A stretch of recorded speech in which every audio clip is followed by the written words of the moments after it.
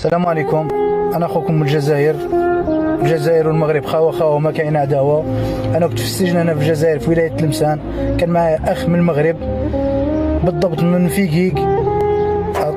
دخل السجن الجزائر في 2018 في شهر رمضان، في اواخر في الايامات التواليه تاع رمضان 2018.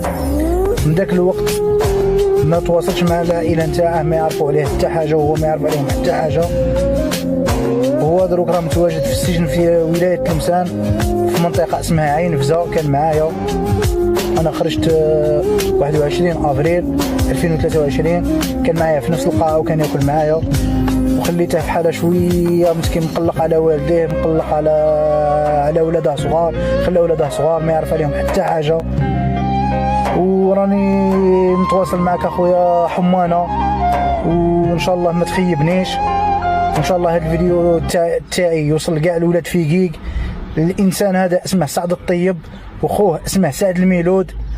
ماذا بيك ودير فيا، وفيه خير كبير بزاف وكاع المغاربه وكاع الجزائريين غادي دير فيهم خير. توصل هذا الفيديو لكاع المغرب وخاصه الاهل نتاع فيكيك، ماذا بهم يتعاونوا معنا. والسلام عليكم.